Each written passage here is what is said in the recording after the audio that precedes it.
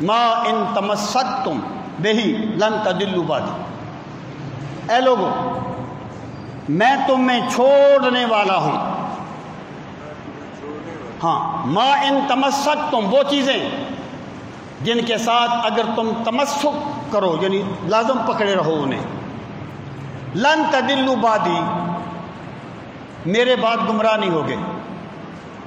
اگر تم میرے بعد ان کو لازم پکڑو گمراہ نہیں ہوگے. احدہما اعظم من الآخر، ان دونوں میں سے ایک دوسرے سے بڑی ہے. یہ بھی ہو سکتا ہے کہ دونوں کی ایک منفرد شان ہے. فرمایا کتاب اللہ ایک اللہ کی کتاب ہے. حبل ممدود من السماء الى الارض، اللہ کی کتاب وہ رسی ہے جو آسمان سے زمین تک لٹکا دی گئی ہے، جو آسمان سے زمین تک لٹکا دی گئی. اگر اس کو پکڑو گے گمراہ نہیں ہوگے. اب یقین جانیے قرآن سے رہنمائی لینا الا ماشاء اللہ ہمارے شیڈول میں نہیں. یعنی درس قرآن کا اعلان کرتے بھی اگر تقریر کر دی جائے تو بڑی زیادتی. قرآن تو فکر انسانی کی اصلاح کرتا ہے، یہ تو انسانی سوچ کو بدلتا ہے. یہ چھوٹی موٹی چیزیں تو تمدن سے تعلق رکھتی ہیں، ذوق سے تعلق رکھتی ہیں، ان کی بات نہیں ہے. پہلی چیز کیا فرمائی؟ اللہ کی کتاب، اسے لازم پکڑنا. اور پھر فرمایا وَإِطْرَتِي أَهْلُ بَيْتِي، اور میری اطرت میرے اہل بیت. اب دیکھیں جو بندے کسی دلیل سے، غور کرنا اس بات پہ، جو بندے کسی دلیل سے یہ پرکھنا چاہیں کہ امام حسین کا یہ قدم صحیح تھا یا نہیں، تو پھر وہ امام حسین کو آئیڈیل تو نہیں بنا رہے نا، کسوٹی تو نہیں بنا رہے نا. سرکار نے تو اہل بیت کو پرکھنے کی کسوٹی قرار دیا ہے کہ تم نے صداقت کا فیصلہ قرآن اور اہل بیت سے کرنا ہے. یہ نہیں دیکھنا کہ یہ دلیل ہو گئی تو امام حسین نے ایسا کیوں نہیں کیا. وہ امام حسین تو آئیڈیل ہیں یار، آئیڈیل. انہوں نے جو کیا اس کو تو اللہ تعالیٰ نے ہدایت کا راستہ قرار دیا ہے. اور یہی بات تھی نا حضرت علی کے بارے میں فرمائی تھی کہ علی مع القرآن والقرآن مع علی، علی قرآن کے ساتھ ہے اور قرآن علی کے ساتھ ہے. اور ایک موقع پر فرمایا کہ اللہم ادر الحق حیث کان علی کما قال، میرے مالک حق کو ادھر پھیر دے جدھر علی ہو. اس کا یہ مطلب نہیں ہے کہ حضرت علی کو حلال و حرام کا اختیار مل گیا تھا. ایک تو جملے مار دیتے ہیں لوگوں کو. جو گمراہی پھیلائی جاتی ہے نا وہ نص سے نہیں پھیلائی جاتی، جملوں سے پھیلائی جاتی ہے. اور خدا کے بندو جملے بولو لیکن قرآن و سنت کی فکر سے بغاوت تو نہ کرو. اہل بیت دین کے محافظ تھے، اپنا دین بنانے والے نہیں تھے. حسین جس دین کے لیے گئے تھے نا، اس دین میں یہ چیزیں نہیں تھی جن کو تم نے دین سمجھا ہوا ہے. حسین تو اصل دین کے لیے گئے تھے. تو امام حسین تو آئیڈیل ہیں، آئیڈیل. فرمایا ایک قرآن، ایک میری اطرت میرے اہل بیت. پھر فرمایا وَلَن يَتَفَرَّقَا، اور یہ دونوں الگ نہیں ہوں گے، قرآن اور اہل بیت جدا نہیں ہوں گے. حَتَّى يَرِدَا إِلَيَّ الْحَوْض، یہاں تک کہ حوض کوثر پہ میرے پاس آ جائے. یہ جو روایت ہے نا یہ ترمذی کی ہے. یہاں تک کہ حوض کوثر پہ میرے پاس آ جائیں. تو ثابت کیا ہوا کہ حضرت امام حسین کو اپنے دلیلیں گڑھ کے نہ پرکھو کہ ان کا قدم صحیح تھا یا نہیں. رسول کریم علیہ الصلوۃ والسلام نے اپنے دلیل کی حقانیت یا ابطال کو پرکھنے کی کسوٹی حسین کو قرار دیا ہے کہ اپنی دلیل کو حسین کی ذات پہ پرکھو، اگر مطابق ہے تو حق ہے ورنہ حق نہیں ہے۔ اور پھر فرمایا حسین اور قرآن اکٹھے رہیں گے یہاں تک کہ حوض کوثر پہ۔ یہ میں نے کتنے بجے شروع کی تھی تقریر کتنے بجے شروع کی تھی؟ ابھی ٹائم ہے جی۔ تو حضرت امام حسین کے بارے میں سرکار نے کیا فرمایا؟ وَلَن يَتَفَرَّقَا حَتَّى يَرِدَا إِلَيَّ الْحَوْض، یہ دونوں اکٹھے رہیں گے یہاں تک کہ حوض کوثر پہ میرے پاس آ جائیں گے۔ سرکار نے گارنٹی دے دی نا کہ حسین قرآن کے خلاف کچھ نہیں کرے گا۔ حسین اور قرآن اکٹھے۔ اگلا جملہ فرمایا فانظروا کیف تخلفون فیہما، لوگوں دیکھتے رہنا تم قرآن سے کیا سلوک کرتے ہو اور میرے اہل بیت سے کیا سلوک کرتے ہو۔ دیکھتے رہنا، غور کرنا اس بات پر کہ تم قرآن سے کیا کرتے ہو اور میرے اہل بیت سے کیا کرتے ہو۔ مطلب کیا ہے؟ اگر تم نے قرآن کی حقانیت میں شک کیا تو مجھے کیا جواب دو گے؟ اور اگر حسین کی حقانیت میں شک کیا تو مجھے کیا جواب دو گے؟ حدیث ہے نا یار، عقیدے تاریخ سے تو ثابت نہیں ہوتے نا۔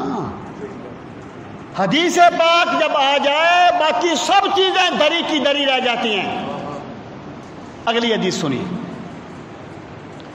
کہ ان سعد بن ثابت قال دخل حسین بن علی المسجد،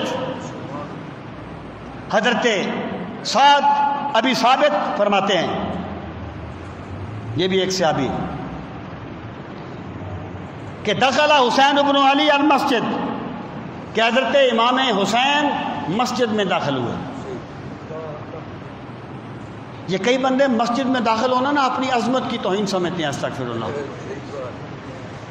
تو بھائی رسول کریم صلی اللہ تعالیٰ علیہ وآلہ وسلم جب آپ کی طبیعت ناساز تھی نا، ایام جو مرض تھے، مرض وصال میں، تو سرکار مسجد میں تشریف لائے اور چلنا جو تھا وہ آپ کے لیے مشکل ہو رہا تھا، آپ کے لیے مشکل ہو رہا تھا۔ آپ نے دو صحابہ حضرت عباس اور حضرت علی کے کندھوں کو پر ہاتھ اپنے بازو مبارک رکھے ہوئے تھے اور مسجد میں تشریف لا رہے تھے، اس طرح کے قدم مبارک گھسٹ رہے تھے۔ تو جو لوگ اپنا تعلق مسجدوں سے توڑ لیتے ہیں وہ ذرا سوچتے رہیں کیا جواب دیں گے قیامت کے دن۔ حضرت شیخ عبد القادر جیلانی نے فرمایا تھا اگر ایک آگ نازل ہو، الفتح الربانی میں، اگر ایک آگ نازل ہو اور پوری دنیا جل جائے تو صرف وہ لوگ بچیں گے جو مسجدوں والے ہوں گے، جو مسجدوں میں بیٹھے ہوں گے۔ تو یہ سجدوں کی حقارت کرنا، یہ نمازوں کو حقیر ثابت کرنا، یہ اہل بیت کا طریقہ نہیں ہے، یہ بھنگوں نشیوں کا طریقہ ہے۔ حضرت امام حسین رضی اللہ عنہ مسجد میں داخل ہوئے، فقال جابر بن عبداللہ، جابر بن عبداللہ نے کہا، جابر بن عبداللہ، اگر اہل بیت سے محبت نہیں تھی تو یہ شان کیوں بیان کرتے ہیں جابر بن عبداللہ؟ انہوں نے کہا، کیا کہا؟ من احب ان ينظر الى سید شباب اہل الجنہ، جو بندہ یہ چاہے کہ وہ جنتی جوانوں کے سردار کو دیکھے، جو چاہے جسے خوش کرے یہ چیز کہ وہ جنتی جوانوں کے سردار کو دیکھے، فَلْيَنْظُرْ إِلَى هَذَا، اسے چاہیے کہ حسین ابن علی کو دیکھے۔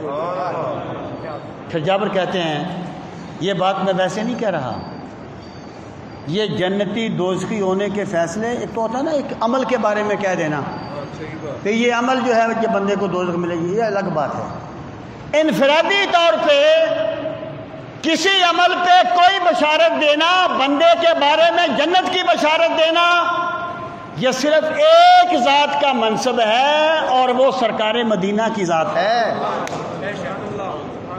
باقی سب زن و تخمین ہے، کوئی ایسی کسی کے پاس اتھارٹی نہیں ہے۔ تو جابر کہتے ہیں یہ میں نے ویسے نہیں کہہ دیا، کہتے ہیں سمعتہ من رسول اللہ صلی اللہ علیہ وسلم، میں نے رسول کریم علیہ الصلوۃ والسلام کو یہ فرماتے ہوئے سنا تھا کہ جو چاہے کہ وہ جنتی جوانوں کے سردار کو دیکھے، اسے چاہیے میرے حسین کو دیکھے۔ سامعین محترم، اب آپ اندازہ کیجئے کہ جسے سرکار جنتی جوانوں کا سردار کہہ رہے ہیں، ان کے کردار میں کوئی کمی ہو سکتی ہے؟ ان کے کردار میں کوئی نقص رہ سکتا ہے؟ اگر استغفر اللہ کوئی بھی ایسی بات ہوتی تو میرے آقا نام لے کر انہیں جنتی جوانوں کا سردار کیسے قرار دیتے؟ میرے بھائی، نئی بات کی علم، نئی بات کے جنون میں گمراہیاں نہ پھیلاؤ، اس قوم کو قرآن و سنت کی طرف لے آؤ، ملک و قوم پہ بڑا احسان ہوگا۔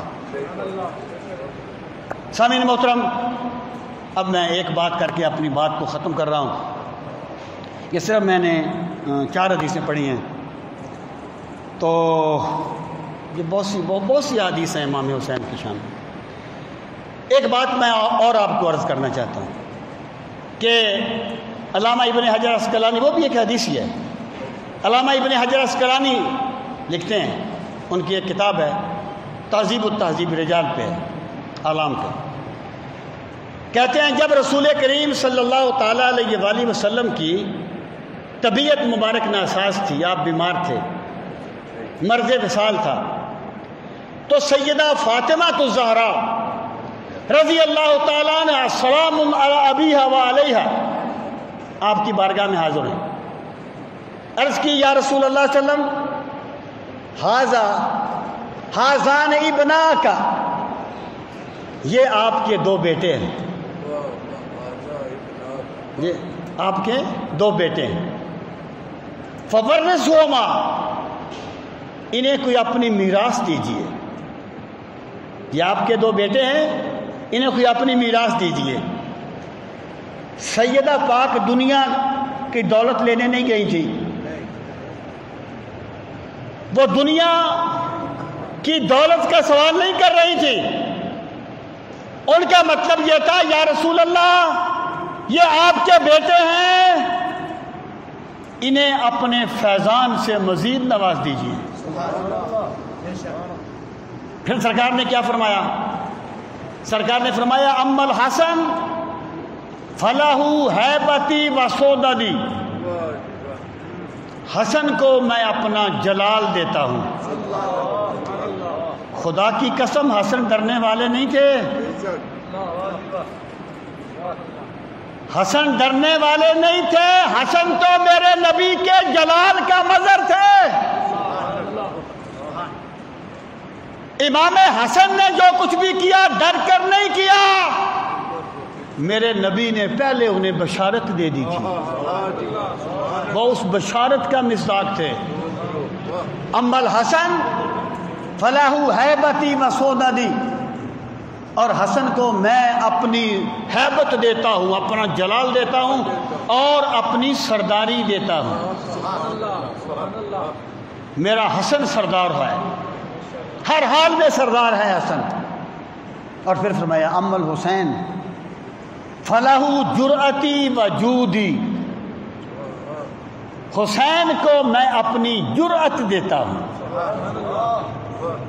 جرأت دیتا ہوں۔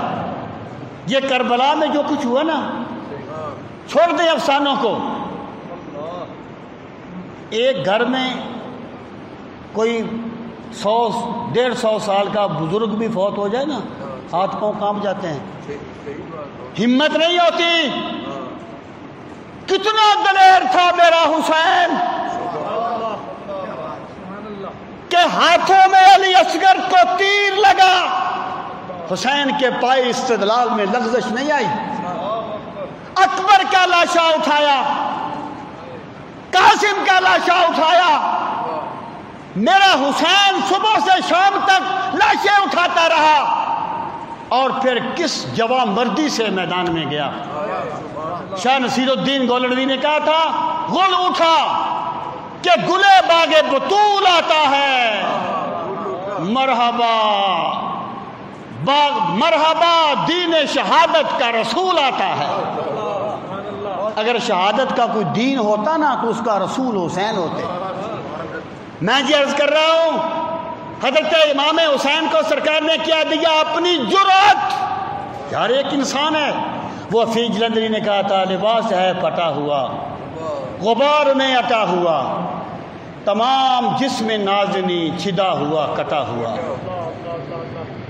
یہ کون ذی وقار ہے، بلا کا شاہ سوار ہے ہزاروں دشمنوں کے سامنے ڈٹا ہوا، یہ بال یقین حسین ہے، نبی کا نور عین ہے، نبی کا نور عین ہے، یہ بال یقین حسین ہے۔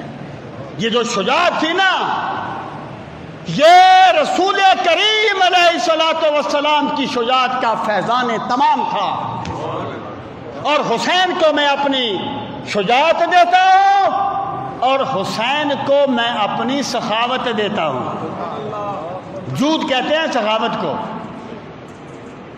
بندہ تو اللہ کے دین کے لیے 2 منٹ نکالتے ہوئے بھی 100 مرتبہ سوچتا ہے، فہم دین کے لیے، دین کی خدمت کے لیے 2 منٹ لگاتے ہوئے بھی سوچتا ہے۔ میں حسین کی عظمت کو سلام کرتا ہوں، جس نے اصغر کی معصومیت بھی قربان کی، اکبر کی جوانی بھی، قاسم کی جوانی بھی، عباس کی جوانی بھی، بھائی بھتیجے بھانجے سب کچھ قربان کر دیے۔ کس لیے کر دیے؟ کہ رسول کریم علیہ الصلوۃ والسلام ہمیں جو حق کی تعلیم دے کے گئے ہیں اس پر حرف نہ آئے۔ تو سرکار نے فرمایا حسین کے لیے میری شجاعت ہے اور حسین کے لیے میری سخاوت ہے۔ حضرات محترم، اللہ تعالی ہم سب کو اہل بیت کی سچی محبت نصیب فرمائے، اور آپ یقین جانیے جمعے پر انشاءاللہ، جمعے پر میں کروں گا